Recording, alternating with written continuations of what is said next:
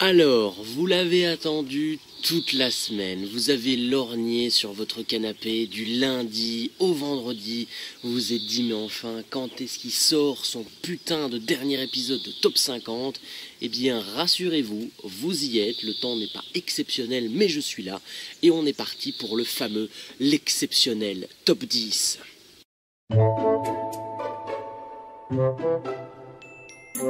Cela peut paraître étrange, voire étonnant de mettre la merveilleuse et la très jolie Ultia dans ce classement, mais pour être honnête, elle le mérite.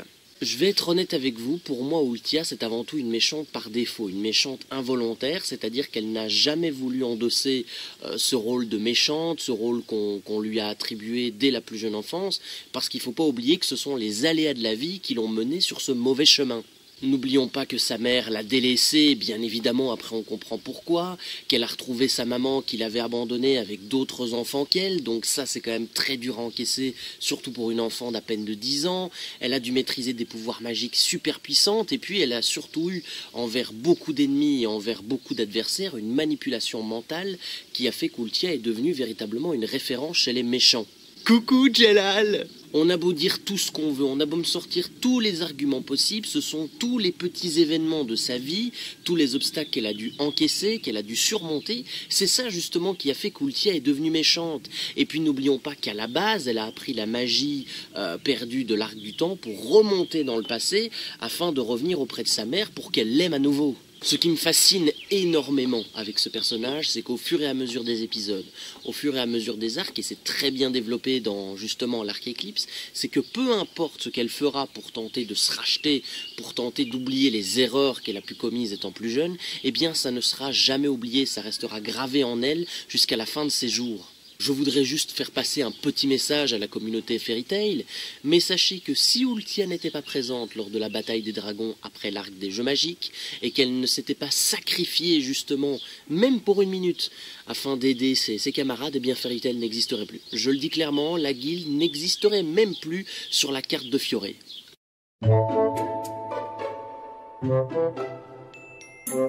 Ah, la belle Kagura Mikazuchi, une sirène délicate, fragile, voire même agressive, qu'on a tous adoré découvrir dans Fairy Tail. J'en vois déjà venir certains, et je le comprends, c'est vrai quand on connaît son histoire, qu'on connaît son passé, son caractère, sa puissance, sa détermination, on peut se demander mais pourquoi 9e ? Pourquoi cette 9e place qui semble si dégradante? Eh bien malheureusement les gars, parce qu'on ne la voit plus tant que ça après l'arc des jeux magiques. Eh bien oui, parce que si vous vous en souvenez bien, dans le tournoi des jeux magiques, eh bien elle a eu une importance prépondérante à l'histoire. C'est même un des personnages principaux de l'intrigue, vu son lien avec Jelal et avec Simon qui était son frère. Mais par la suite, Kagura a été utilisé, je vais dire, comme personnage secondaire, comme personnage de soutien qui n'apporte plus grand chose à l'histoire. Parce que oui, pendant tout l'arc des jeux intermagiques, mais également de l'arc Éclipse, ce personnage démontre sa beauté, bien évidemment c'est très important, mais aussi sa puissance incommensurable. Je vais vous poser une colle là, sérieusement, trouvez-moi un personnage, je dis bien un personnage dans Fairy Tail, qui a la même puissance que Kagura, à part Erza bien sûr, dans le royaume de Fioré. Vous avez 4 heures, donc voilà, j'ai tout mon temps. Moi, ce qui me fascine particulièrement avec ce personnage, c'est son passé, son histoire, notamment son dégoût envers Jelal, qu'on peut tout à fait comprendre, surtout au vu de ce qu'il a fait étant plus jeune, hein, le petit Jelal bien sûr, mais aussi j'adore la relation, l'espèce de complicité sœur fraternelle qu'elle va entretenir avec Erza après leur affrontement. Encore une fois, vous l'avez trop souvent entendu durant ce top 50, c'est réellement affligeant, voire triste qu'on ne l'ait pas plus mis en avant après l'arc Éclipse, parce que ce personnage aurait mérité d'avoir un rôle majeur dans l'histoire, plutôt que de faire des petites batailles par-ci par-là pour venir aider les autres. Et je le redis, ce personnage mériterait amplement son spin-off.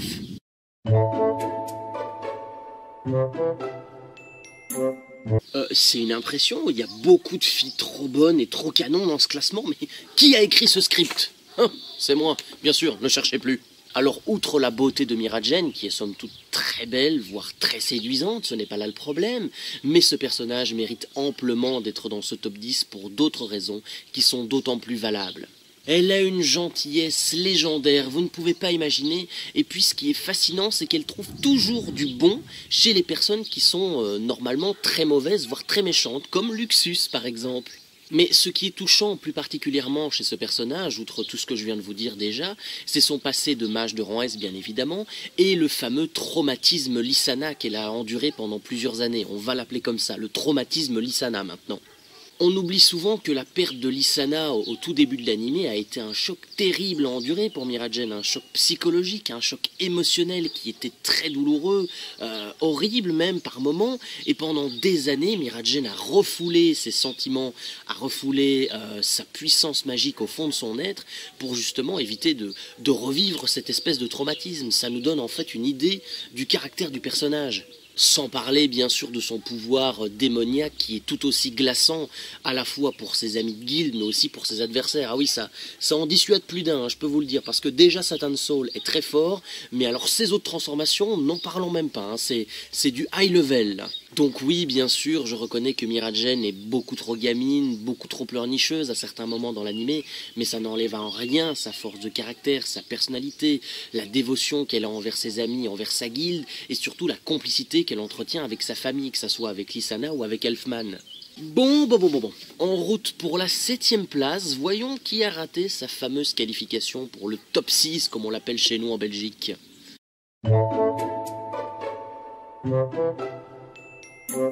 Vous vous attendiez à voir le rogue tout gentil, tout mystérieux, tout beau de Sabertooth? Eh bien non, je suis désolé. Ah, moi je fais pas les choses à moitié, hein. Quand je le fais, j'y vais.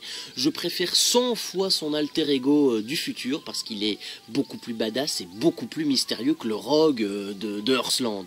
Je suis d'accord, ce personnage n'apparaît pas tellement longtemps que ça hein, dans l'animé, je pense qu'il est là pour une quinzaine d'épisodes, mais en 15 épisodes, il met tout le monde d'accord. Je veux être clair, que ça soit au niveau de sa puissance, au niveau de son degré de méchanceté, de machiavélisme bien évidemment, et au niveau de ses objectifs qui sont à la fois terrifiants, mais tellement badass. Ce que j'adore particulièrement chez lui, c'est sa personnalité, parce que dès sa première apparition, il m'a convaincu. Le rogue du futur a de la prestance, il en impose, il a de la puissance et il est charismatique, à l'inverse du rogue d'Earthland qui lui est beaucoup plus réservé et je sais pas, il m'accroche moins que son alter ego du futur. On peut aussi, bien évidemment, noter à tout ce que je viens de vous dire qu'il est très intelligent quand même, hein, parce que élaborer un plan pour revenir dans le passé afin de tuer tous les dragons, dont Acnologia, pour revenir 400 ans en arrière et devenir le roi dragon, ben il faut quand même en avoir là-dedans. Donc oui, on peut noter ça à toutes ses qualités. Sérieusement, c'est un méchant idéal, c'est un méchant presque parfait, et je ne cesse de le redire depuis ce top 50, lui aussi mériterait une histoire approfondie, parce qu'on ne sait pas vraiment grand chose sur lui, on sait juste qu'il a tué Sting il y a quelques années, mais sinon on ne connaît pas vraiment son histoire. J'aimerais vraiment avoir une histoire centrée sur le rogue du futur, comment est-ce qu'il est revenu dans le futur, et qu'est-ce qui lui est arrivé après, enfin voilà, on s'en fout, mais ça peut être sympa à découvrir. Notons aussi qu'il dirige d'une main de maître, presque, oui, d'une main ferme, quasiment une armée d'une dizaine de dragons, donc imaginez en tant que roi dragon ce qu'il aurait pu faire. Ça nous donne une petite idée, entre guillemets, sur le niveau du personnage, et j'apprécie également qu'il ait une petite part d'humanité quand même, n'oublions pas, parce qu'on oublie très vite que le rogue du futur a aussi été le rogue normal à une époque, et quand il demande à Natsu à la fin de protéger Frosh, qui a été assassiné bien sûr par Grey, bah ça me touche un peu parce que ça montre qu'il n'a pas oublié sa part d'humain en lui. Ah, on entre enfin dans le top 6. Donc là, ça devient sérieux tout d'un coup. Hein. Attention, là, on entre clairement dans les 6 meilleurs.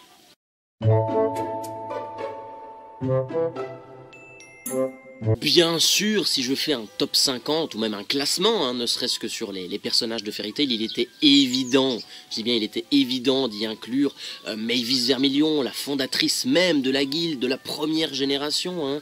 Elle est de la vieille branche, entre guillemets comme on dit, et puis même en tant qu'esprit, eh bien, elle a un rôle prépondérant dans l'histoire, et encore une fois, même dans la dernière saison un petit peu moisie de Fairy Tail, elle est tout aussi importante. J'ai encore plus d'attachement et d'amour pour le personnage de Mavis, surtout après avoir bien regardé en long et en large le spin-off Fairy Tail Zero, que je vous conseille encore une fois. Ce qui frappe en premier lieu chez Maëvis Vermillion, c'est bien sûr son génie tactique, puisqu'elle a été réputée pour ça. Elle a fait gagner des batailles, notamment la guerre du commerce à une époque avec Fairy Tail sous son aile et sous ses ordres.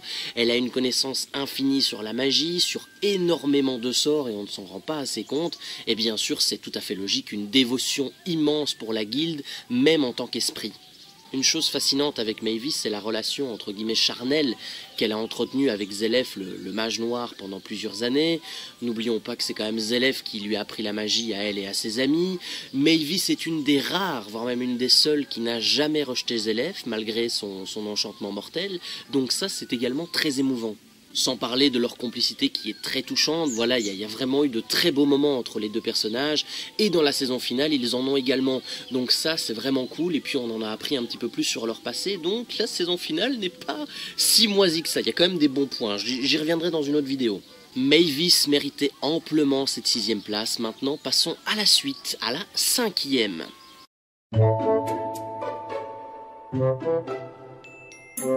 Ah, je vous vois venir devant votre écran, vous devez vous dire, non mais attends, il se fout de nous là, Il se fout vraiment de nous, il a mis top 50 et finalement il va nous faire quoi, un top 52? Eh bien oui, tu as tout à fait raison Brandon, c'est la très bonne réponse. Eh bien oui, pourquoi faire bien quand on peut faire mieux? Oui, donc je me suis dit, je vais glisser 2 petites mentions dans ce top 50, et Acnologia en fait bien sûr partie. Mon attachement pour Miss Gunn remonte quand même déjà à très très longtemps. Je veux dire, dès le début de l'animé, dès sa première apparition, quand il endort tout le monde au sein du QG de la guilde, eh bien j'ai déjà craqué pour ce personnage parce qu'il est tellement imposant. Il a un côté mystérieux, voire étrange, parce que n'oublions pas que pendant des années, il n'a jamais montré son visage aux autres membres de la guilde, à part Luxus, mais surtout il a préféré s'éloigner au maximum d'Erza, surtout pour éviter qu'on le confonde avec l'autre idiot là. Ah oui, c'est pas tous les jours facile de ressembler à Jelal. Il a une puissance extraordinaire et il est clairement digne de faire partie des mages de rang. Et sérieusement, je trouve qu'il il en impose tellement. Et même si l'archédolage, je le redis, était beaucoup trop long, a beaucoup trop tiré en longueur et sur la corde, j'ai adoré cet arc pour une autre raison. C'est parce qu'il a démontré le passé de Miss Gunn, son histoire, son attachement à son pays d'Edolas par rapport à Earthland, comment est-ce qu'il a survécu à Earthland. Et puis les adieux à Fairy Tail étaient émouvants et m'ont presque arraché une larme. Alors pour Acnologia, c'est simple, il devait au moins être dans les 5 premiers, surtout pour la terreur que ce personnage inflige à ses adversaires, mais aussi par sa prestance qui est phénoménale.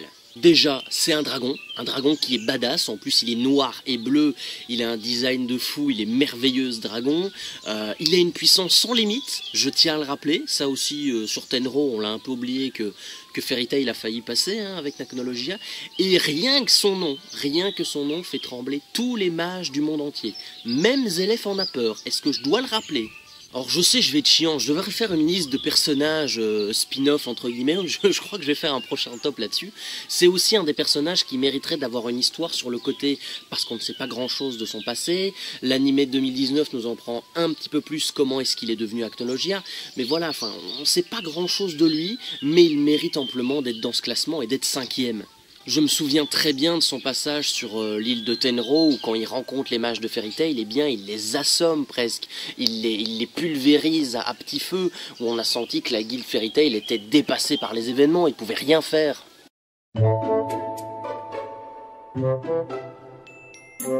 Oh bah tiens, bah ça alors, regardez qui voilà, le mignon diabolique, le diabolique et mignon soumis de la belle Erza.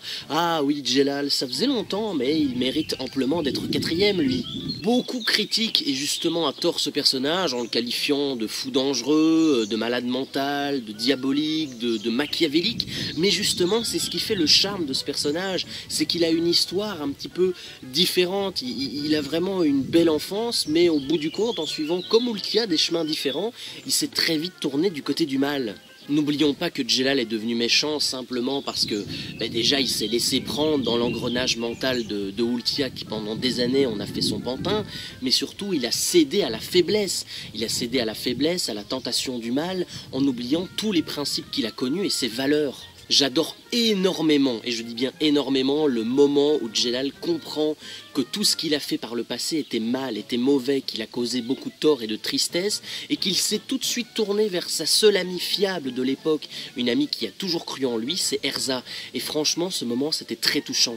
J'ai envie de dire, c'est même honorable de sa part d'avoir voulu créer une guilde indépendante afin de permettre aux méchants donc de trouver un refuge entre guillemets, mais surtout de se racheter et de comprendre que tous les actes diaboliques qu'ils ont commis par le passé, eh bien c'était pas les bons et qu'il faut se tourner vers la lumière, vers le droit chemin. Rajoutons bien sûr à cela sa complicité avec Erza qui au fil de l'animé a regagné le cœur des spectateurs. Voilà, c'est clairement un duo qui est marquant, un couple entre guillemets qui est mythique dans Fairy Tail, et peu importe ce que Djellal a fait par le passé, Erza a toujours cru en lui et l'a toujours pardonné. Par contre, j'ai une question, Djellal, quand est-ce que tu vas embrasser Erza, bordel de merde? On l'attend ce bisou, on le veut depuis le moment où tu l'as repoussé.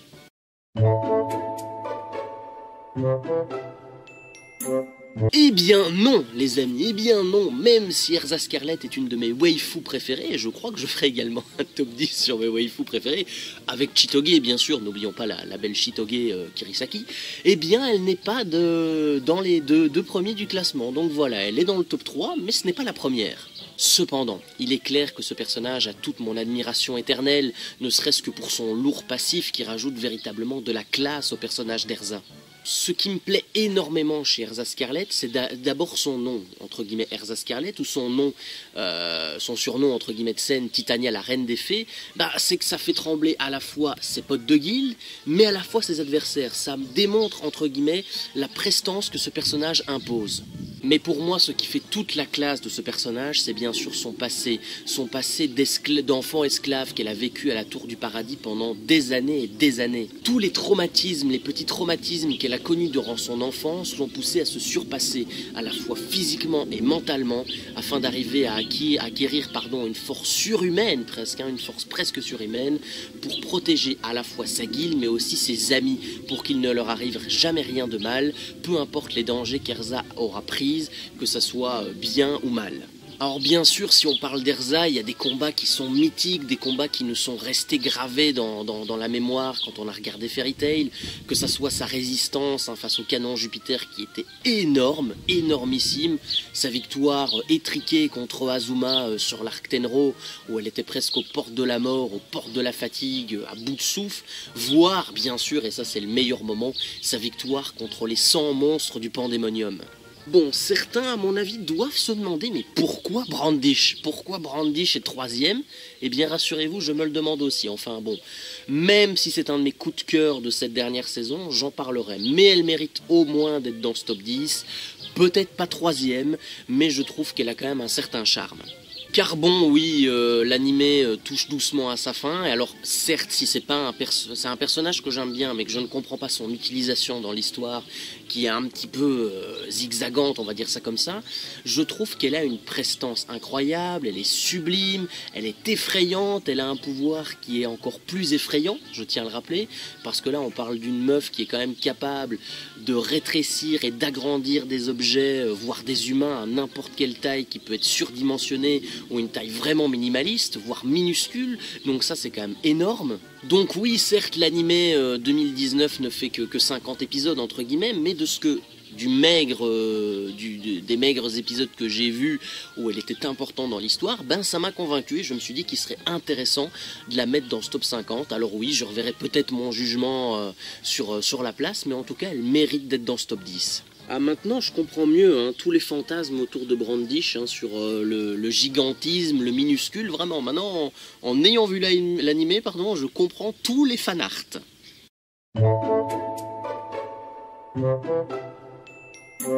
Ah, je sens qu'avec cette deuxième place, les rageux de Natsu ne vont pas être contents. Eh bien, vous savez quoi? Attendez 2 minutes les rageux et laissez-moi argumenter. Beaucoup, et encore une fois, je réutilise le terme beaucoup, critiquent ce personnage injustement, encore une fois, en le critiquant de fragile, de gamin, de nul, qui ne sert à rien, alors qu'au contraire, Natsu c'est quand même un des personnages déterminants dans l'histoire, pas seulement parce que c'est le personnage principal, mais parce qu'il a une puissance sans limite et une dévotion incroyable envers sa guilde et envers Lucie. Le personnage est certes enfantin, je vous l'accorde, mais n'oublions pas que c'est un ado entre guillemets, mais son évolution de caractère est impressionnante. Vous prenez le Natsu du tout début de l'animé et celui de la fin avec END et Tartaros, ce n'est plus le même, il y a un monde d'écart entre les deux. C'est un mage qui a du respect pour les adversaires valeureux qu'il rencontre, qu'ils soient bons ou gentils. Il a une puissance extraordinaire, une puissance phénoménale comme je viens de vous le dire, une dévotion incroyable envers ses amis, et surtout il protège bec et ongle sa guilde même au prix de sa vie. Sans parler bien sûr de la complicité qu'il entretient avec la belle Lucie, et tu sens que voilà, ils sont intimement liés tous les deux, ils s'apprécient mutuellement, et que si un jour quelqu'un va chercher des noises à Lucie, peu importe qui c'est, que ce soit un gentil ou un méchant, Natsu arrivera pour lui coller une droite. On critique également le personnage sur le fait que voilà, il est presque arrogant et tout, mais n'oublions pas que Natsu a connu la peur contre Gildarts. Son combat pendant l'arc Tenro à l'épreuve des mages de rang S, Natsu n'a même pas osé moufter contre Gildarts, tout simplement parce qu'il a eu peur, et ce n'est pas une honte, ce n'est pas une tare. Au contraire, je trouve qu'oser avouer qu'on est mort de peur, qu'on est effrayé par un adversaire, c'est une très bonne chose. Et Natsu l'a compris, et depuis, il n'a plus jamais eu peur d'un adversaire. En tout cas, il n'a plus montré ses signes de faiblesse. Il a pris sur lui, et il a tout donné dans ses combats. C'est pour ça que je vous dis, ça me fait doucement rigoler quand j'entends tous ceux qui disent « Ouais, Natsu c'est un fragile, il sert à rien ». Eh bien, j'ai envie de vous dire à ceux qui critiquaient Natsu injustement, re-regardez l'anime encore une fois, essayez d'avoir un avis extérieur par rapport à ce personnage, mettez-vous à sa place, et après peut-être on viendra parler.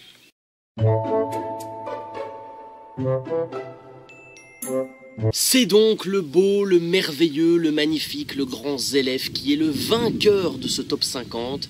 Et pour ceux qui me suivent depuis longtemps, vous y attendiez, je suis sûr, vous deviez vous dire, devant votre ordi, il va mettre Zélef premier. Et tu as eu raison. Encore une fois, je le dis, pour ceux qui me suivent depuis le tout début de la chaîne, vous deviez forcément vous attendre à ce qu'il soit en haut de ce classement, surtout devant son frangin. Et ça, c'est quand même assez symbolique. Au-delà de sa puissance légendaire, il a tellement de qualités que j'approuve chez un méchant. Il a un passé douloureux et poignant, il a une ambition phénoménale, il a une puissance sans limite, et puis surtout, il a du respect à la fois pour les adversaires qu'il rencontre, mais à la fois pour la vie en elle-même. J'adore particulièrement comment l'animé a pris le temps d'introduire le personnage, en sachant qu'au début, rien qu'en entendant le mot Zélef, des mages parfois surpuissants, voire très expérimentés, avaient les chocottes, bien sûr, et n'oublions pas la puissance sans limite des créatures démoniaques que Zélef a créées, que ça soit Deliora, que ça soit la Lullaby avec la flûte au tout début, ou encore les Eterius, les démons, les portes démoniaques que Zélef a créées afin de le tuer, parce que lui, malheureusement, il en a marre d'être immortel. Mais ce personnage, bien sûr, je l'adore énormément pour la relation qu'il entretient avec Mavis, cet amour interdit, cet amour sans issue qu'il a connu pendant plusieurs années, et on ne peut pas lui en vouloir d'avoir aimé une personne. À travers ce couple, on a découvert un mage noir qui était amoureux, qui était épris de sa bien-aimée, et que même si c'était un amour interdit, qu'il n'y avait aucun espoir que ça aille plus loin, j'ai adoré découvrir les moments intimes, les moments de complicité qu'il a passés avec sa petite amoureuse. Ce qui caractérise bien sûr ce personnage, c'est sa puissance sans limite, sa puissance phénoménale. Alors certes, parfois dans l'histoire c'est très bref, on n'a pas énormément de moments où on découvre sa véritable force, sa véritable magie, mais ça nous met en haleine, ça nous fait une petite mise en bouche. Moi, il y a deux moments qui m'ont énormément marqué avec Zélef. C'est tout d'abord pendant l'arc de Tenro, où après la défaite d'Hadès, Zélef est venu en colère l'exterminer afin de faire comprendre aux sbires de Grimoire Art que lui était bien réveillé et bien là. Voire encore le deuxième moment pendant l'arc de Tartaros, où il a démoli Mardgeir avec un simple claquement de doigts. C'est vous dire la puissance qu'il a et qu'il possède, et surtout qu'il cache aux autres afin de ne pas justement trop les effrayer, on va dire. Voilà, alors ce top 50 est terminé, j'espère qu'il vous a plu, c'est ça le principal, ça a été très long, mais au moins il sera disponible sur YouTube, et n'hésitez pas à me dire bien sûr sur la petite fiche si vous avez envie d'autres top 50, essayez peut-être de choisir des moments où il n'y a pas de canicule, ça ce sera à voir, mais c'était vraiment cool à faire. Vous l'aurez compris, cette vidéo sortira à partir de la semaine du 15 et elle fêtera donc les 4 ans de la chaîne, donc soyez au rendez-vous. Quant à moi, je vous dis à très vite pour de nouvelles vidéos, portez-vous bien et n'hésitez pas à me dire dans les commentaires votre top 10. Sur ce, bon visionnage, bon week-end, amusez-vous bien, bonnes vacances et surtout, continuez d'aimer Fairy Tail. Salut!